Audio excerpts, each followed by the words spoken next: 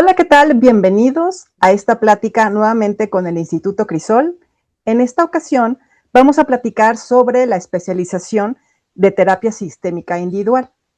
Nos acompañan Juan Antonio Zorrilla, expresidente de la Asociación de Terapia Familiar y docente actualmente en Crisol, y también el doctor Javier Vicencio, quien es psiquiatra y terapeuta familiar y además es director del Instituto Crisol. Bienvenidos. Javier, hace tiempo, por lo menos 2 años atrás, te vi preparando el contenido, te vi preparando esta especialización en terapia individual sistémica. ¿Por qué te tomó tiempo hacerlo o por qué te tomaste el tiempo Ujú, haciéndolo? O sea, ¿cómo fue la preparación que tuviste de esta especialización? ujú, A lo que voy es que no fue algo express en fast track. De verdad tienes, por lo menos de que yo vi, 2 años armando este programa. No sé si ya de tiempo atrás, pero te has tomado el tiempo para hacerlo bien. ujú. Mm. Mira, no son 2 años, esto empecé a pensarlo desde el 2007. Ujú, Desde el 2007 en que hicimos un practicum, como acostumbramos todos los años, en que nuestros invitados fueron Marcelo Pacman y John Schotter. Eh, ujú, John Schotter entonces era la persona más importante desde los que pensaban sobre lo sistémico y los diálogos, y particularmente la inclusión de la emoción y del cuerpo y del movimiento. ujú, Eh, el practicum lo llamé terapia sobre el individuo y el cuerpo, ¿no? Y me acuerdo que Marcelo y Schotter me dijeron, ¿y por qué tú hablas de terapia individual? Cuando lo sistémico incluye lo individual, incluye el cuerpo. Pues les dije porque en verdad no existe nada que diga eso, ¿no? El que lo empezó a decir fue Gianfranco Cecchin, que planteó, bueno, es que lo sistémico en realidad no tendría que necesariamente estar enfocado a la familia, sino que si pensamos sistémicamente, debe estar enfocado en el terapeuta, que piense bien sistémicamente y logre hacer las conexiones para hacer preguntas que permitan que las personas empiecen a darse cuenta de sus propias conexiones.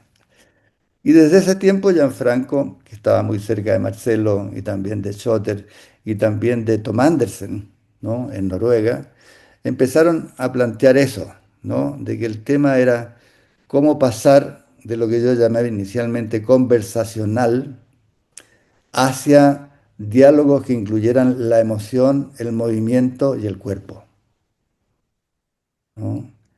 Eh, y cómo el énfasis de la terapia sistémica había sido centralmente lo cognitivo y lo mental en las explicaciones que nos dábamos. Entonces me pareció que no era tan fácil lograr que incluso uno pudiera estar más atento a lo que decía la otra persona a través del cuerpo y a través de la emoción. ujú, Me pareció que era un camino que no se lograba así como así, particularmente en la medida que los terapeutas somos más mentales, por lo menos en lo sistémico, probablemente en la Gestalt o en el psicodrama son más emocionales, pero en lo sistémico somos más mentales que emocionales y corporales, ¿no? ujú, Entonces, eso desde luego que fue lo que me hizo ir acercándome a aquellos autores que empezaron a plantearse cómo incluir, en el fondo, dos temas, no solamente el cuerpo y las emociones, sino que también lo social y lo cultural ujú, bajo la influencia de White y Foucault, el darse cuenta de que no somos sujetos individuales, sino que estamos constituidos como sujetos sociales en función de los discursos sociales que de alguna forma nos reclutan para ser de una determinada forma. En parte porque había una intensidad emocional a la cual había que no solamente contener, sino que dirigir hacia la posibilidad de que hubiera un cambio significativo, particularmente cuando habían conflictos crónicos. Y después dije, bueno, pero hay una cosa más difícil que la terapia de pareja, es la terapia individual, ¿no? Y la gente me decía, bueno, ¿y por qué es más difícil? ¿No? Le decía, mira, es más difícil porque tienes que hablar un individuo, con un individuo, pero trayendo al resto de las personas significativas cuando no están. Tienes que traerlas a bordo, por decirlo así, ¿no? A personas que no están presentes, ¿no? Y eso requiere de una serie de habilidades técnicas y conceptuales que no son fáciles para alguien que comienza, ¿no? Es más difícil incluir en el escenario terapéutico a los fantasmas, si tú quieres, ¿no? De personas que son significativas pero que no están presentes, ¿no? Entonces, creo que eso es lo que me ha llevado hacia, desde la terapia familiar, a hacer una especialización posterior en terapia de pareja, y ahora es la primera vez que queremos hacer una especialización en terapia individual. Ujú. Bueno, quizás a eso te suena lo de hace 2 años, porque para el último congreso de Relates en Guadalajara, ¿no? Yo hice justamente una presentación sobre la terapia individual sistémica, ¿no? Eh, y lo hice de tal forma que planteé, como habitualmente lo hemos hecho, mapas de ruta para hacer la terapia. ¿Qué son los mapas de ruta? Bueno, antes hablábamos como que el tema del modelo de Crisol, que con el tiempo quise ir abandonándolo porque de alguna forma la gente se queda con la idea de que es un modelo como estático, ¿no? Yo siempre lo pensé como un modelo caleidoscópico, ¿no? Que permitía miradas de distintos puntos de vista. ¿No? Eh, y eso fue lo que me llevó a cambiar incluso el que hablemos de que el modelo de Crisol lo que presenta son mapas de ruta para hacer terapia, que van desde lo más simple a lo más complejo, ¿no? Eh, Y dentro de esa sabiduría, Javier, no dejas de lado todo lo que sumó las ideas de Michael White, por ahí al principio también David Epstein, acerca de lo que hoy en día se conoce como las prácticas narrativas, pero mm, además fusionas, Javier, un elemento interesantísimo, eh, que es lo centrado en solución, que hay, es digamos, como una fusión interesante, porque pues tenían muchas cosas en común, las prácticas narrativas y las terapias centradas en las soluciones, pero ¿cuál es la relevancia y la importancia desde tu punto de vista para que esté en el bloque? Tienes razón, ¿no?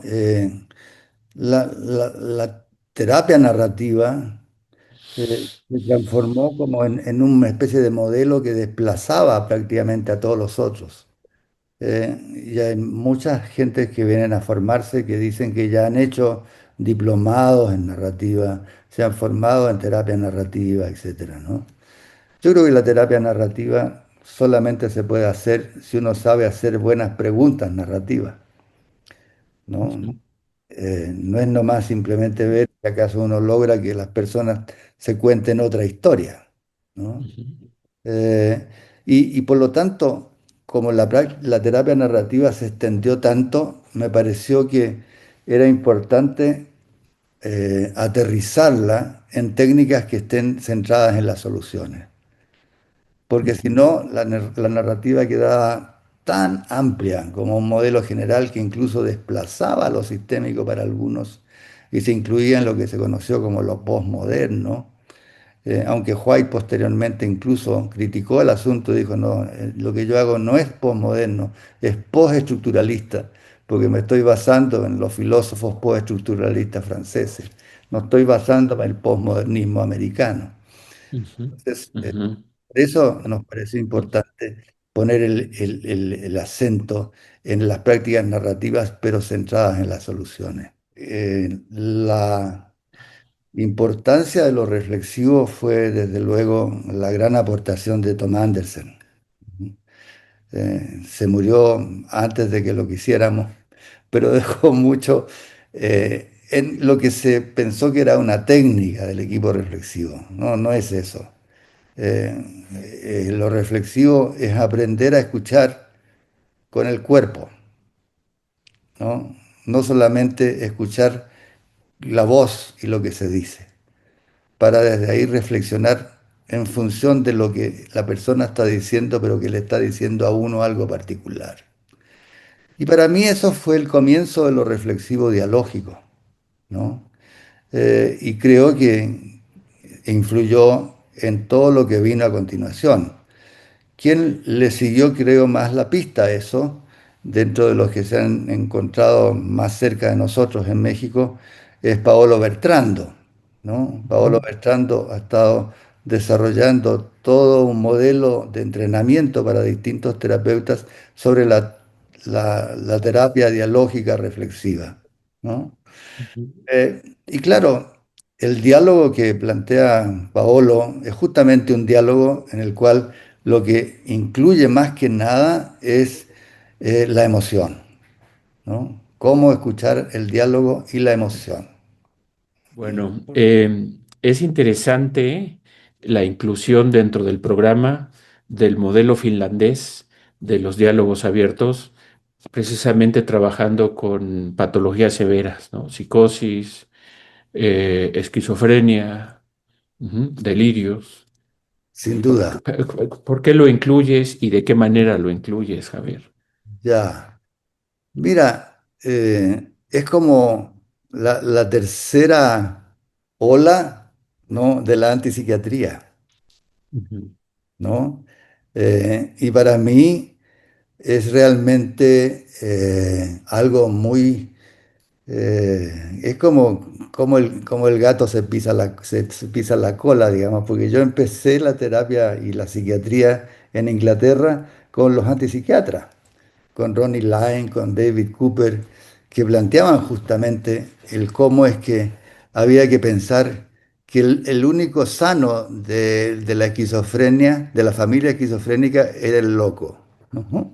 Y que los que estaban realmente locos era la familia. Creo que fue un planteamiento demasiado extremo. Después Ronnie Lane se echó para atrás y dijo, no, yo no estoy pensando así. Yo creo que ser esquizofrénico ya es bastante difícil, y tenemos que encontrar una manera de entender mejor qué es lo que está pasando con el esquizofrénico y qué es lo que dice. Y eso nos ayuda en función de lo que la familia dice, ¿no? Y desde ahí es más fácil entender los delirios y entender las cosas que les están pasando. Entonces, el inicio de la terapia familiar, para mí, y yo creo que para todos los que estuvimos atentos a eso, fue la antipsiquiatría. Entonces, ver de nuevo en Jaco Seikula un estudio con mucho más investigación con respecto a la utilidad de la intervención en crisis y a la terapia dialógica, ¿no? Como una alternativa a la medicación, es un aporte muy significativo, ¿no? Que nos vuelve a que podamos entender de que detrás de un diálogo de una persona psicótica, ¿no?, que ni siquiera le es fácil hablar con otros, hay un diálogo que sin embargo se puede relacionar con otro. así es. Importantísima y sobre todo en la vanguardia, los diálogos abiertos y bueno, dentro de todo esto, porque hemos visto como en este recorrido que necesitamos unos mapas de ruta para poder desplazarme, la importancia que tiene de poder tener estos mapas, estas cartografías, ¿no? De ruta para poder dirigirme y a partir de ahí aplicar las prácticas narrativas más las prácticas centradas en las soluciones, a ujú, partir, digamos, también de un diálogo relacional, ujú, tomando en cuenta el cuerpo, tomando ujú, en cuenta las emociones ujú, y especializándose en el diálogo para trabajar casos ya severos, como ujú, una psicosis en nuestros consultorios, desde la cartografía y el abordaje individual. Y también veo, Javier, que resaltas la importancia del trabajo personal del ujú, terapeuta individual sistémico. El programa también estás incluyendo, bueno, medio lo mencionamos, el posicionamiento, el enneagrama, el mindfulness, ujú, que en la tradición clásica de las formaciones en terapia sistémica, pues no aparecían esas ujú, palabras, o por lo menos no estaban como insertadas en los programas. Sin embargo, ujú. dentro de este programa que armaste, estás incluyendo este tipo de prácticas complementarias. No sé si así fue o cómo lo definiste, Javier. Mira, va por la misma línea que estábamos comentando, ¿no? De Ujú. la posibilidad de que el terapeuta logre interesarse más en entenderse un poco a sí mismo, pero no nomás como una terapia, sino que en función de los recursos que uno tiene en relación con cómo uno funciona normalmente. En ese sentido, y en eso está pensado incorporar el mindfulness y la terapia corporal, o desde dónde piensas incorporarlo, Javier, para esta especialización. Tienes razón, desde ahí mismo, digamos, ¿no? Yo creo que para lograr estar en mayor contacto con el cuerpo y con lo emocional, se requiere de estar más en contacto con el cuerpo, para saber exactamente cómo es que el cuerpo responde, uno tiene que estar más en contacto con eso, cosa que no es tan fácil. Eh, las técnicas budistas lo empezaron a hacer hace mucho tiempo. Después se ha tomado mucho más en cuenta con la terapia cognitivo-conductual, con la técnica del mindfulness. De tal forma que se ha visto que hay una clara relación entre la posibilidad de que uno esté como más abierto, ¿no? Si tiene la mente más despejada y no llena de cosas como habitualmente nos pasa cuando estamos normalmente dejando que la mente se haga cargo de lo que quiera, ¿no? Entonces, desarrollar técnicas de mindfulness me parece muy importante para el terapeuta y para que el terapeuta las pueda utilizar cuando se requiere utilizar en las terapias con personas que tienen problemas de ansiedad, problemas en los que el mindfulness se ha mostrado más importante y más útil.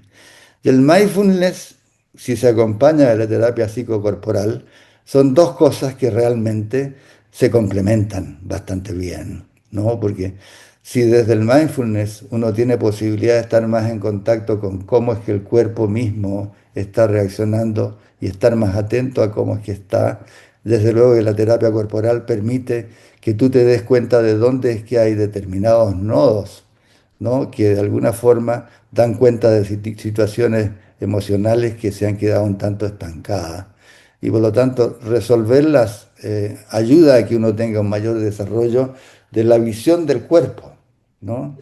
En ese sentido, pues no sé si lo hemos mencionado, pero Tom Anderson, para desarrollar el modelo de la terapia reflexiva, se pasó 3 años observando a una terapeuta corporal Ujú. y viendo qué es lo que la terapeuta corporal observaba, ¿no? Del paciente que tenía, para tratar de ver cómo entender al cuerpo y cómo desde lo psicoanalítico se empieza a hablar, ¿no? De la importancia que tiene para la mentalización, que es una técnica que se está utilizando mucho y que nos interesa mucho incluir también en esta especialización, porque se ha utilizado con éxito en trastornos límites de personalidad, que son justamente aquellos estados en que la emoción predomina y uno no logra pensar, sino que hay que aprender a pensar de nuevo y que se originan, de hecho, en situaciones de alteración que habitualmente provienen de apegos un tanto desorganizados o inseguros, ¿no? Entonces, la mentalización ha hecho como mención ¿no? De lo útil que es para la mentalización algunas otras técnicas alternativas, como el mindfulness, ¿no? Sí. ¿Quiénes forman la plantilla docente, Javier? Mira, la plantilla docente justamente eh, es la plantilla con los docentes de Crisol Ujú. que más han estado atentos a a los distintos colegas internacionales que han venido, ¿no? A México, como Paolo Bertrando, como Jaco Seicula y sus gentes. Es decir, seguimos la tradición de hacer una formación que esté lo más actualizada posible con los maestros que están muy al día con lo que se ha ido trayendo de Europa, ¿no? También de Estados Unidos, pero no tenemos más que el practicum como gente que van a traer de Estados Unidos, vamos a traer de Estados Unidos. Pero esa es la plantilla docente, es decir, no solamente los docentes más experimentados, sino que los que se hayan ido actualizando cada vez más en los modelos contemporáneos. Que en parte por mi formación como psiquiatra y como terapeuta familiar, que me siento parte de un movimiento desde que se inició, ¿no? Y que lo inicié afortunadamente en Londres, en el tiempo en que esto inició, y que pude conocer a lo largo de mi formación prácticamente a todas las figuras, desde pioneras hasta actualmente más representativas, es que me ha llevado a estar, yo diría, bastante actualizado, ¿no? En lo que es el movimiento de la terapia sistémica. Y a mí lo que me interesa es, desde luego, compartirlo.